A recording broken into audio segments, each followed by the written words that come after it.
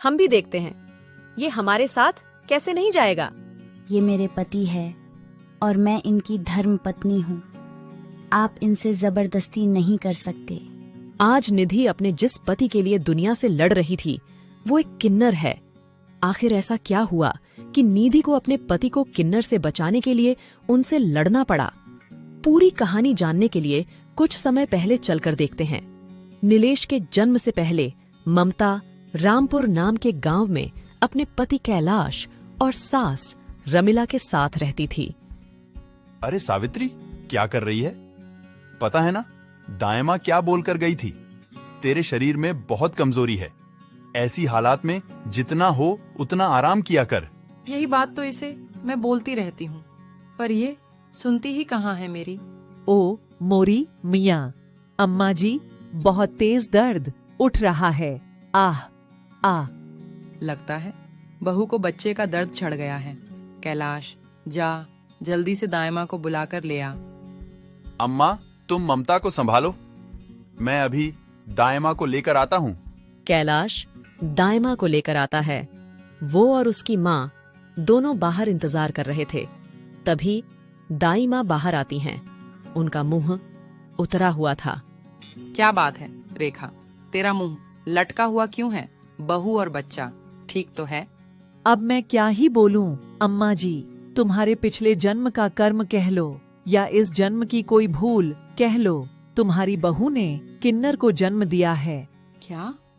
ये तू क्या कह रही है रेखा? ममता बहू ने किन्नर को जन्म दिया? सत्यानाश हो, नाश जाए इसका। जन्म भी दिया तो एक किन्नर को। अब क्या होगा अम्मा? हम तो पूरे गांव में हम मुंह दिखाने के लायक नहीं रहेंगे। मैं किन्नर का बाप कहलाऊंगा। ये मैं कभी नहीं होने दे सकता हूँ। मैं अभी जाकर उस किन्नर बच्चे की गर्दन दबा दूंगा। मुझे ऐसा धब्बा नहीं चाहिए मेरी जिंदगी में। दाई माँ वहाँ से चली जाती है।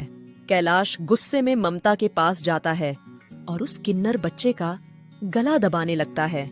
नहीं नहीं, ऐसा मत करो। यह जैसा भी है, जो भी है तो मेरी औलाद ही ना। मेरी कोख से मैंने इसे जन्म दिया है। इसे मत मारो, छोड़ दो मेरे बच्चे को। कैलाश, पढ़ी रहने दे इस नासपीटी को, इस मनहूस के साथ। तू मेरे साथ चल। कैलाश अपनी माँ के साथ बाहर जाता है। ममता उन दोनों की बातें सुन लेती है।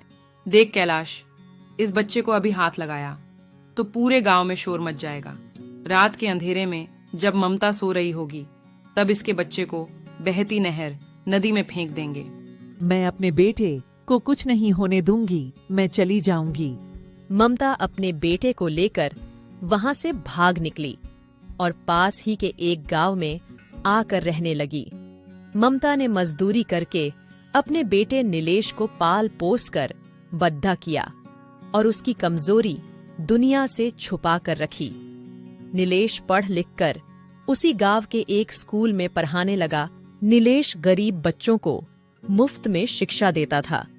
उन्हीं बच्चों में से एक बच्चा गोलू भी था, जिसकी बड़ी बहन निधि नीलेश को पसंद करती थी।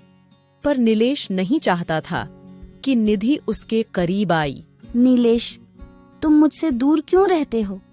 यही कारण है कि मैं पढ़ी लिखी लड़कियों की तरह सुंदर नहीं दिखती। पर तुमने कभी मेरा दिल निकाल कर देखा होता तो इस पर तुम्हारा ही नाम लिखा है। मैं सिर्फ तुमसे ही प्यार करती हूँ और शादी भी तुमसे ही करना चाहती हूँ। निधि, बस है कोई वजह जो मैं तुम्हें नहीं बता सकता। इस कारण तुम मुझसे कोई उम्मीद मत रखो। निधि को बहुत दुख पहुंचता है। कुछ समय बाद निधि की शादी एक गांव में संजय नाम के लाडी डीडी अचके से तय हो जाती है और शादी वाले दिन संजय का पिता दहेज की मांग लेकर बैठ जाता है और मांग पूरी नहीं होने पर शादी होने से मना करने लगते हैं। सेठ जी, मुझे कुछ दिन की मोहलत दे दो। जैसे ही फसल बिकेगी मैं बाकी के रुपए भी आपको दे जाऊंगा। तो ठीक है, हम बारात वापस ले जाते हैं। ऐसा न कहो समधी जी। बिन माँ के मेरे बच्चों ने पहले ही बहुत दुख झेले हैं। मेरी बच्ची से कोई शादी नहीं करेगा। भगवान के लिए ये शादी होने दो मालिक। मैं आपके पैर पड़ता हूँ। बापू, मेरे कारण तुम ऐसे लालची लोगों के पैरों में मत गिरो। जाते हैं तो जाने दो ऐसे लोगों को। मुझे भी ऐसे लालची लोगों के घर बहू बनकर नहीं जाना। इससे तो मैं कुंवारी ही अच्छी हूँ। चल बेटा संजय, बारात वापस जाएगी। रुक जाओ मां समधी जी। संजय, ऐसा मत करो, रुक जाओ। निधि की बारात वापस लौट जाती है। ये सदमा निधि बर्दाश्त नहीं कर पाती और वो अपनी जान लेने का फैसला कर लेती है। वो आत्महत्या करने के लिए कुएं में कूद जाती है। अचानक उसी समय नीलेश उसे देख लेता है और वो भी उसके पीछे कुएं में कूद जाता है और किसी तरह नीलेश निधि को कुएं से बाहर लाता है। मेरी बच्ची, हे भगवान, क्या करने जा रही थी? अगर तुझे कुछ हो जाता तो मेरा और तेरे भाई का क्या होता? सागर बेटा, तुम नहीं होते तो आज मेरी बच्ची। दीदी, आंखें खोलो ना। क्या हुआ दीदी? निधि की जान बच जाती है। उसके मन में नीलेश के लिए प्यार और सम्मान और बढ़ जाता है। अब वो किसी न किसी बहाने से नीलेश के घर जाने लगी थी। अरे निधि बिटिया, तुम आओ ना। कैसी हो बेटा? ठीक हूँ माँ जी। नीलेश कहीं दिखाई नहीं दे रहे। वो मैंने खीर बनाई थी, नीलेश को बहुत पसंद है। मुझे पता था, इसलिए मैं ले आई। ये लीजिए, जब नीलेश आए तो उसे यह दे देना। अच्छा, सिर्फ नीलेश के लिए ही लाई हो, मेरे लिए नहीं? नहीं नहीं माँ जी, आप भी खाओ ना, वो तो मैं बस। निधि, तुम यहाँ? नीलेश, निधि ने सूजी का हलवा बनाया था, वो तुम्हारे लिए लेकर आई है। अच्छा माँ जी, मैं चलती हूँ। नीलेश, मुझे बताना, हलवा कैसा था? निधि शर्माते हुए वहां से चली जाती है, पर नीलेश ममता से कहता है, माँ, निधि मेरी सच्चाई नहीं जानती। मैं नहीं चाहता मेरे कारण उसकी जिंदगी खराब हो। मैं जहां तक समझ पा रहा हूं, वो मेरे लिए अपने मन में कुछ अलग ही सोच रही है। मैं चाहता हूं वो मुझसे दूर रहे। ये बात वो नहीं जानती कि मैं किन्नर हूं। मैं एक साधारण इंसान की तरह उसके काबिल नहीं हूं। मैं उसे सारी खुशियां नहीं दे सकता हूं और न उसे किसी गलतफहमी में रखना चाहता हूं। नीलेश को लगा था कि निधि वहां से जा चुकी है, पर नींद तो दरवाजे की ओट में खड़ी होकर सारी बातें सुन लेती है। उसके पैरों से जमीन खिसक जाती है और उसकी आंखें आंसुओं से भर जाती हैं।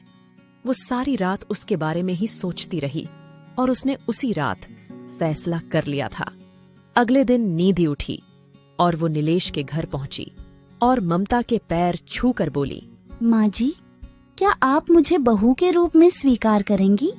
निधि, तुम नीलेश के बारे में कुछ नहीं जानती हो बेटा, इसलिए ये शादी नहीं हो सकती है। नीलेश, माँ जी, मैंने कल आपकी और नीलेश की सारी बातें सुन ली थी।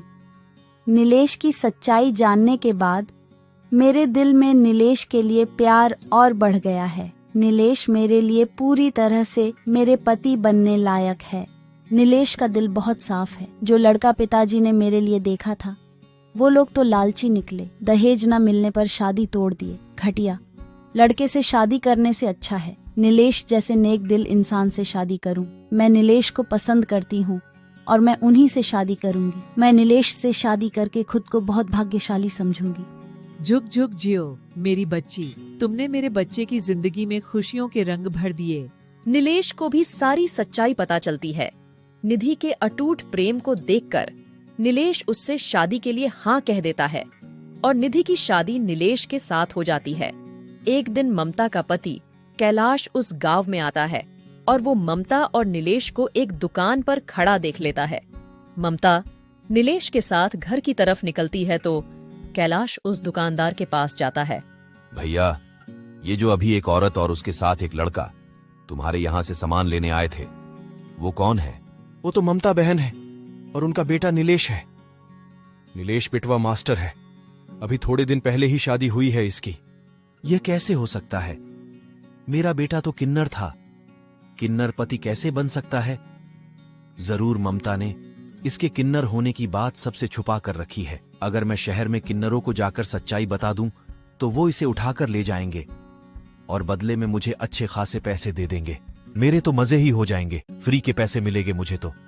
कैलाश नीलेश का सगा बाप होने के बावजूद भी इतनी घटिया हरकत करता है कि वो चंद पैसों के लिए शहर जाकर किन्नरों को नीलेश के किन्नर होने की सच्चाई बता देता है और उनके बदले में 1 लाख रुपए ले लेता है। सभी किन्नर नीलेश को लेने गांव पहुंच जाते हैं। निधि उस समय अपने पिता के घर गई हुई थी।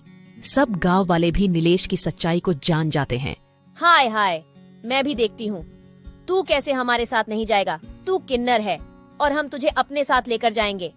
तेरे बाप को 1 लाख रुपए दिए हैं, उसी ने हमें तेरी सच्चाई बताई है, वरना इतने सालों में तो हमें कभी पता भी नहीं चला। मैं क्या करूं माँ, कुछ समझ नहीं आ रहा। मेरा अपना बाप ही मेरे खिलाफ हो गया। मुझे नहीं पता था कि काला साया बनकर तेरा पिता तेरा दुश्मन बन जाएगा। बचपन में तो मैंने तुझे उससे बचा लिया था। हे ईश्वर, मेरे बच्चे को बचाओ, मदद करो। तभी निधि वहां आ जाती है और वो किन्नरों का रास्ता रोक देती है। अरे ये औरत तो पागल हो गई है, ऐसे किन्नरों का रास्ता रोक रही है। एक किन्नर को अपना पति कहती है। जब तक ये हमारे साथ नहीं जाएगा हम यहाँ से नहीं हिलेंगे। अरे हमने पैसे दिए हैं इसे यहाँ से ले जाने के लिए। ये मेरे पति है, छोटे बच्चे ने कि तुम इनके साथ जबरदस्ती कर रहे हो। ये अपनी मर्जी से कहीं भी रह सकते हैं, तुम इनके साथ जबरदस्ती नहीं कर सकते हो। कानून के हिसाब से किसी को भी अपनी मर्जी से जिंदगी जीने का हक होता है और नीलेश और मैं खुशहाल जिंदगी जी रहे हैं। मुझे कोई आपत्ति नहीं है नीलेश के किन्नर होने से, तो तुम इन्हें नहीं ले जा सकती। गांव वाले निधि के साहस की प्रशंसा करते हैं और सब उसका साथ देते हैं। गांव वाले जानते थे कि नीलेश एक भला इंसान है, वह कभी किसी का बुरा नहीं सोच सकता है। तो सब गांव वाले मिलकर पैसे इकट्ठे करते हैं और किन्नरों को दे देते हैं। ये लो, हम सब गांव वालों ने 1 लाख रुपए जोड़कर दे दिए हैं। अब तुम आज के बाद नीलेश को बिल्कुल भी तंग नहीं करोगे। ना बाबा ना, हम क्यों तंग करेंगे। जब हमारे पैसे हमें मिल गए हैं तो हमारा यहाँ रुकने का कोई फायदा नहीं है। और हमें तो यूं भी नहीं पता था कि नीलेश किन्नर है। उसके पिता ने आकर ही हमें बताया तो हम यहाँ आए। पर मैं यही कहूंगी कि निधि जैसी पत्नी जिसके साथ हो उसका कोई बाल भी बाका नहीं कर सकता। तुम हमेशा खुश रहना, मेरा आशीष तुम्हारे साथ है। तुम दोनों हमेशा साथ रहना। भगवान तुम दोनों की जोड़ी सलामत रखे। चलो चलो, जल्दी बस निकल जाएगी और समय से शहर पहुंचना है। और वो चले जाते हैं। इस तरह से निधि ने अपनी पति का साथ दिया।